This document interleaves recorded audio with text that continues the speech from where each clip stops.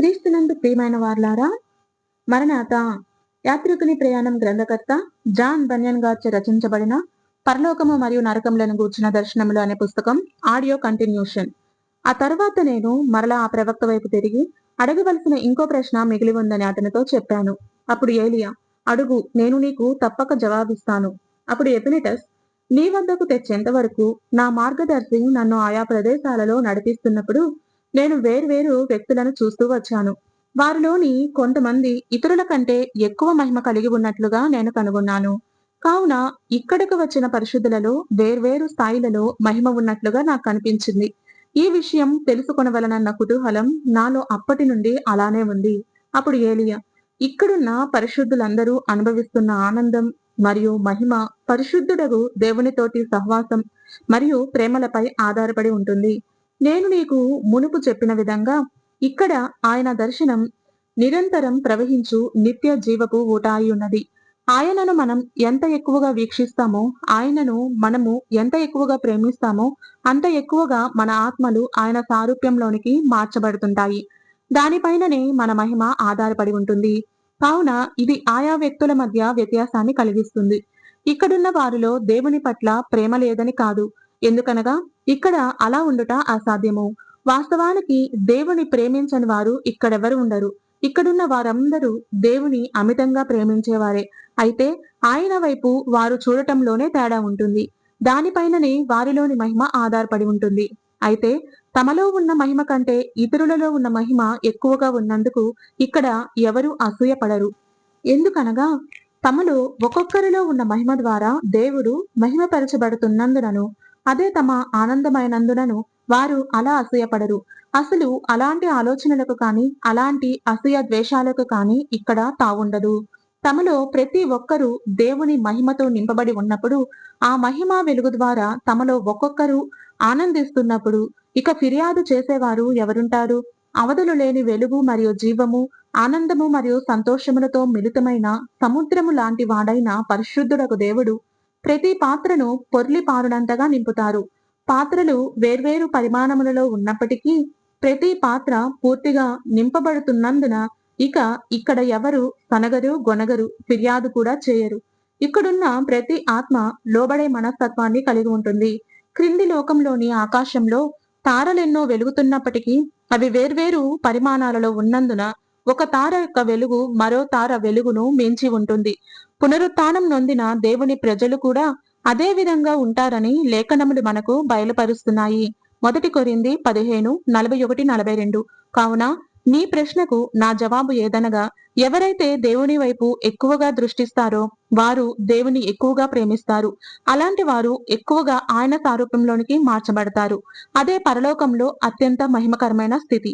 నేను నీకు చెప్పే ఇంకొక విషయం నీకు వింతగా అనిపించవచ్చు. అగ్ని జ్వాలల్లాంటి పరిచారకులైన దేవదూతలు కూడా వివిధ స్థాయిల్లో మహిమను కలిగి ఉంటారు. కీర్తనలు 104:4. నీవు ఇక్కడకు వచ్చినప్పుడు దేవదూతల్లో ఆ తారతమ్యాన్ని బహుశా గమనించే ఉంటావు.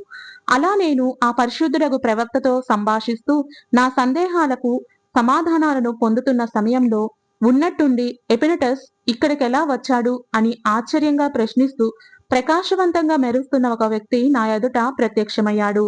నా పేరు పలుకుతూ నా వద్దకు వచ్చిన ఆ వ్యక్తి వైపు నేను ఆశ్చర్యంగా చూశాను. అతన్ని నేను నిదానించి చూచినప్పుడు ఆ వ్యక్తి భూలోకంలో మరణించిన ఒకప్పటి నా స్నేహితుడైన జూనియస్ గా నేను కనుగొన్నాను. జూనియస్, ప్రియమైన ఎపినెటస్, ఆశీర్వాదకరమైన ఈ పరలోక పట్టణంలో నిన్ను చూడటం నాకు మహాదానందంగా ఉంది. కానీ మరణించకనే నీవు ఇక్కడకు ఎలా రాగలిగావో నాకు ఆశ్చర్యంగా ఉంది. మిత్రమా, నీవు ఇక్కడకు ఎలా రాగలిగావో నాకు చెప్పు. ఈ గొప్ప ఆధిక్యత నీకు ఎలా లభించిందో నాకు తెలుపు. ఎందుకనగా ఈ విషయం నన్ను అత్యంత ఆశ్చర్యానికి గురిచేస్తుంది. భూలోకంలో నాకు అత్యంత సన్నిహితుడుగా జీవించిన నా పాత స్నేహితుడిని చూడటంతో నేను అమితానందాన్ని అనుభవించాను. నాలోని ఆనందాన్ని అణచుకోలేక అతన్ని గట్టిగా కౌగలించుకోవాలని నేను ప్రయత్నించినప్పుడు అతడు అందుకు నిరాకరించాడు. తన శరీరాన్ని పునరుత్థాన దినం వరకు తాను భూమి మీద వదిలి వచ్చానని, తానిప్పుడు ఒక రూపంలో కనిపిస్తున్నప్పటికీ ఆ రూపం ఇక ఎన్నటికీ మరణానికి గురి కానిదని, అది మరణము నొందువారిచే స్పర్శించబడకూడదని అతడు నాకు తెలిపాడు. 1 పేతురు 1:3-5. అప్పుడు జూనియస్, కానీ మరణించని మరియు మార్పు నొందని శరీరంతో నీవు ఇక్కడకు ఎలా రాగలిగావు?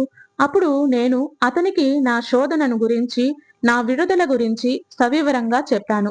నేను ఏలియాతో మాట్లాడటానికి ముందు జరిగిన సంఘటనలన్నీ అతనికి వివరించాను. అప్పుడు జూనియస్, చాలా సంతోషం ఎపినటస్.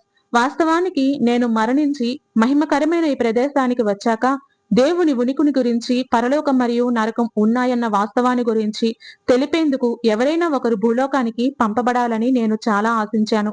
దేవుడు పరలోకం, నరకం, దేవుని తీర్పు మొదలైన విషయాలను రుజువు చేస్తూ ఇక్కడి నుండి వెళ్లిన ఒక వ్యక్తి భూలోకంలో ప్రకటించి భూలోకంలో ఇంకనూ జీవిస్తూ ఉన్న ప్రజలను హెచ్చరించవలసిన అవసరత ఉందని నేను భావించాను.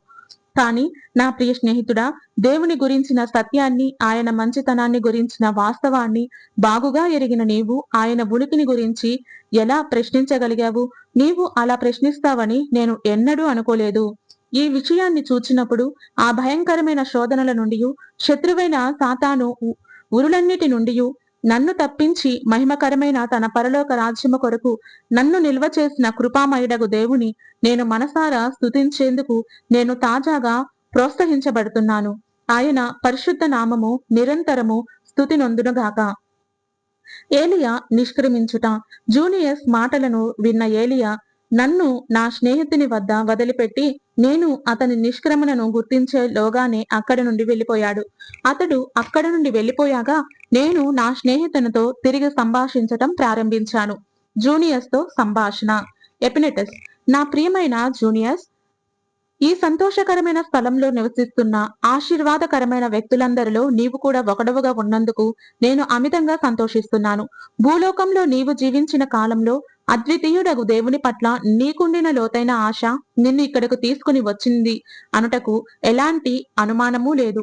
అప్పుడు జూనియస్, నీవు ఒకవేళ అమర్త్యతను గురించి ఎరుగక ఉండినట్లయితే నీకు ప్రస్తుతం ఉన్న తలంపులను నీవు ఎప్పటికీ కలిగి ఉండేటి వాడివి కావు. క్రింద ఉన్న ప్రపంచంలో ఎంతో భక్తిపరులైన వారు సహితము ఈ మహిమా లోకంలో అతి చిన్న బహుమతిని కూడా పొందలేకపోతున్నారు. యెషయా 64:6, రోమా 3:23. కేవలం ఉచితమైన కృప మాత్రమే ఆత్మను మహిమలోనికి నడిపించగలదు. ఎందుకనగా పరలోకం విమోచకుని అమూల్యమైన రక్తం ద్వారా మాత్రమే కొనబడింది. ఆయన ప్రేమ మరియు దయా కనికరాలు చెప్పనసఖ్యమైనవి. అవి అనంతమైనవి. నిత్యత్వం మాత్రమే వాటిని వివరించగలదు. అప్పుడు ఎపినెటస్, అవును, యోగ్యుడవైన జూనియస్, నీవు చెప్పేది ముమ్మాటికి వాస్తవం. జూనియస్, నన్ను యోగ్యుడు అని పిలువవద్దు. ఎందుకనగా సింహాసనాసీనుడైన దేవుడు మరియు దేవుని గొర్రెపిల్ల అయిన క్రీస్తు యేసు తప్ప మరెవరునూ యోగ్యులు కారు. ఆయనకు మహిమ ఆరోపించుట మాత్రమే మనకు ఇక్కడ అత్యున్నతమైన ఆనందాన్ని ఇస్తుంది. ఎందుకనగా దేవదూతలు, పరిశుద్ధులు, కెరూబులు, సెరాపులు నిరంతరం ఆయనను యోగ్యునిగా ఆరాధిస్తూ ఆయనకు స్తుతిగానాలు చేస్తుంటారు. వధింపబడిన గొర్రెపిల్ల శక్తియు, ఐశ్వర్యమును, జ్ఞానమును, బలమును, ఘనతయు, మహిమయు, స్తోత్రమును పొందనర్హుడని గొప్ప స్వరముతో వారు ఆయనకు నిరంతరం స్తుతిగానాలు చేస్తుంటారు. ప్రకటన 5:12. ఎపినెటస్, సృజించబడిన ఎవ్వరూ కూడా ఘనపరచబడేందుకు వీలులేదు. ఇక్కడ ప్రకాశమానమైన కిరీటములు ధరించేవారు కూడా తమ కిరీటములను దేవుని సింహాసనం ఎదుట పెట్టి ఘనత, మహిమ, ప్రభావములకు నీవు మాత్రమే అర్హుడవు అని ఆయనను స్తుతిస్తూ ఉంటారు. అప్పుడు ఎపినెటస్, ప్రియమైన జూనియస్, నా విషయంలో దయచేసి నీవు కొంత సహించు. ఎందుకనగా నేను ఇంకను భూలోక స్వభావాన్నే కలిగి ఉన్నాను. అంతేకాక నేను మర్త్యుడనుగానే ఉన్నాను. నేను వాటి నుండి విడుదల పొందినట్లయితే ఎంత బాగుండును. నేను కూడా నీలాగా త్రియేక దేవుని కల్లారా చూసి పరిశుద్ధుడగు ఏలియా చెప్పినట్లుగా ఆనందమును, పరిపూర్ణత అయిన ఆయన సారూప్యంలోనికి మార్చబడుట అను గొప్ప ధన్యతలోనికి ప్రవేశించినట్లయితే ఎంత బాగుండును. అప్పుడు జూనియస్, నిజంగా ఆ ఆశీర్వాదకరమైన దర్శనం మన సంతోషాన్ని పరిపూర్ణం చేస్తుంది. అది మన హృదయాలను ప్రేమ మరియు ఆనందములతో నింపి దానిని అనుభవించే వారు తప్ప వేరెవరు వ్యక్తీకరించలేని విధంగా వారిని పరిపూర్ణులుగా చేస్తుంది. అయితే నీవు ఒక విషయాన్ని గ్రహించాలి. ఇక్కడ ఉన్న వారిలో ఎవరును మహిమా ప్రభావములు కలిగిన దేవుని మహిమా వెలుగులోని ఒక చిన్న కాంతి కిరణాన్ని కూడా భరించలేరు. సృజించబడిన వారైన పరిశుద్ధులు వెలుగును, వర్ణనాతీతమైన సృష్టికర్త యొక్క మహిమా వెలుగుతో మనం ఏమాత్రమూ పోల్చలేము. అప్పుడు ఎపెనెటస్, ఆశీర్వదించబడిన వాడవైన ఓ జూనియస్, నీ మాటల్ని నేను సంపూర్ణంగా అంగీకరిస్తున్నాను. అయితే ఈ విషయంలో నాకు తెలియని కొన్ని సంగతులను గురించి నేను తెలుసుకోవాలని ఆశిస్తున్నాను. ఆనందానికి కర్త అయిన సృష్టికర్త సన్నిధిలో నిరంతరం నివసించుట కన్నా గొప్ప ఆనందము మరొకటి లేదని నేను ఎరిగినందున ఆయన దైవిక ప్రేమను అమితంగా అనుభవించి ఆనందిస్తున్న నీ పెదవులతో ఆ ప్రేమను గురించిన మర్మాలను వినాలని నేను ఎంతగానో ఆశిస్తున్నాను. నేను ఆయనను స్తుతించి ఆరాధించుడాగున ఈ విషయాలను నీకు తెలిసినంత వరకు నాకు తెలిపేందుకు నీవు ఏమాత్రం నిరాకరించవద్దు. క్రిందున్న లోకానికి ఏమాత్రం తెలియనిదియు నీవు వాస్తవంగా అనుభవించి ఆనందిస్తున్నది అయున్న ఆయన ప్రేమను గురించిన మర్మాలను నా నుండి నీవు ఏమాత్రం దాచిపెట్టవద్దు. అప్పుడు జూనియర్స్, నా ప్రియ మిత్రమా, నిత్యత్వంలోని అన్ని యుగాలలో ఆయన దైవిక అధికారము మరియు ఆధిపత్యమును గురించిన స్తుతి కొనసాగుతూ ఉంటుంది. పరిశుద్ధులను దేవదూతులను ఒకటిగా చేరి ఆయనను గురించి గొప్ప పల్లవి పాడుతారు. ఆయన మాత్రమే నీచే ప్రేమించబడుటకు మరియు స్తుతించబడుటకు అర్హుడని నీవు ఎరుగులాగున నీవు నన్ను కోరిన విధంగా ఆయనను గురించి నాకు తెలిసినంత వరకు నేను నీకు తెలుపుతాను. ఇక్కడున్న పరిశుద్ధులలోను దేవదూతలలోనూ ఉన్న ప్రేమ కేవలం ఆయన మన పట్ల కనపరిచిన ప్రేమ యొక్క ప్రతిబింబమే.